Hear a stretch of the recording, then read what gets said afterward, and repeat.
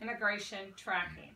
The United States needs an effective method for tracking immigrants in the United States.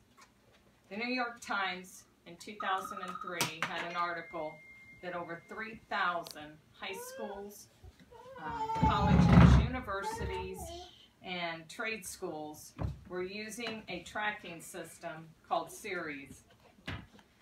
9/11, we all know how important it is to know who's on our country, when they got here, how long they've been here, and when they're leaving. Unexpected, it's when we have immigrants in our country who have visas that have expired, there's no way of tracking those individuals. Progress that's been made since 9/11, there's been much progress, but how effective are they? We have the Government Accountability Office, who does periodic audits on all the different systems within the United States. And I'm going to be sharing some of those results with you today. It's going to take the government, our politicians, and the civic community to make a true commitment and demands upon being able to track immigration. Over 85% of the United States citizens that were surveyed in a Gallup poll in 2013 agreed that there needed to be some kind of tracking system on individuals that are on the undocumented that are working, on the immigrants that are working within the United States. A conservative figure for undocumented immigrants in the United States is 11 million. The tracking of these individuals is not possible. We have no documentation on most of them of even how they got into the United States, who they are, where they came from. The U.S. Visa Bureau even agrees that visas are very complicated. There are many different types of visas within the United States. In a book, Western Encyclopedia of American Law, they make it sound real simple, that there's only two types of immigration. There's immigrants and non-immigrants. What is the difference? Well, an immigrant is someone who wants to come to the United States and gain citizenship.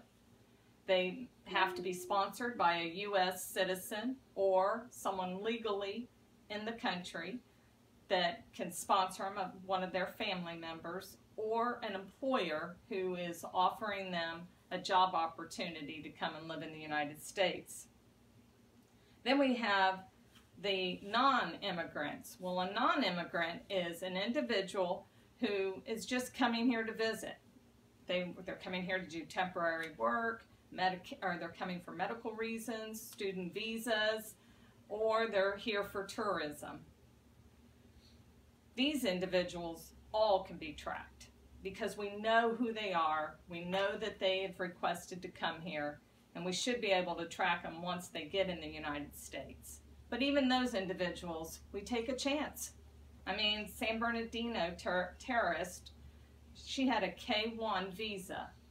And of the different visas, and she was an immigrant, considered an immigrant coming to the United States, there are over 30 different immigrant visas to get in the United States.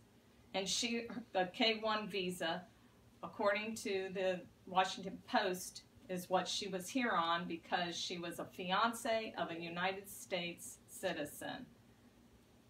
Then we have the non-immigrant visas, those short-term type visas, the traveling, the students, the workers, the medical. In those type of visas, there's 40 different variety of visas. At 9/11, we had the students that were here, the terrorists, who were on two different visas.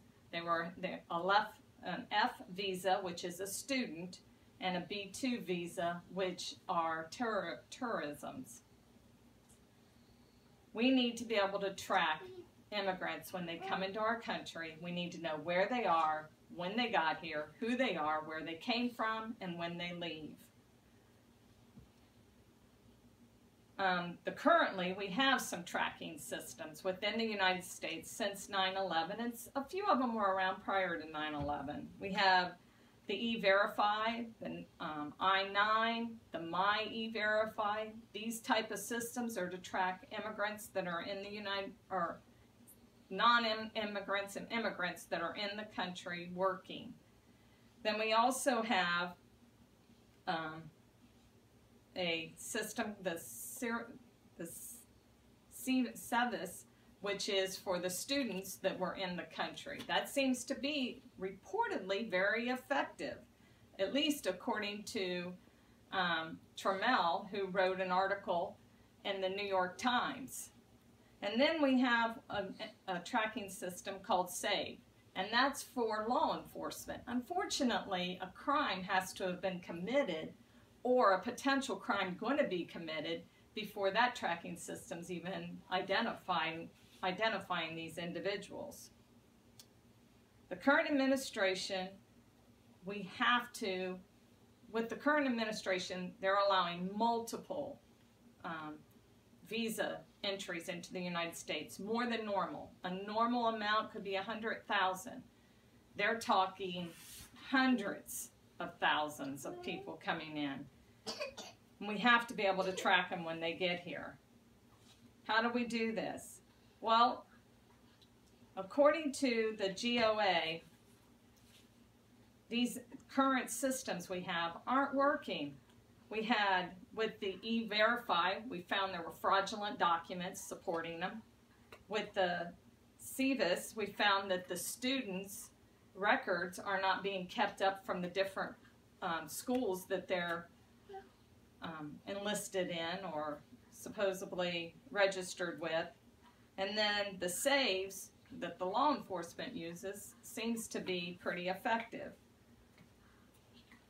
We have to demand that we have tracked systems that are able to track immigrants.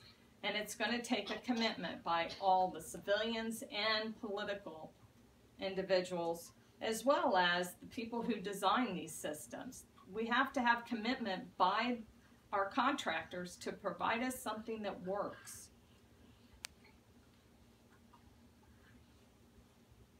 So, the reason? Because we are United States citizens. We deserve to have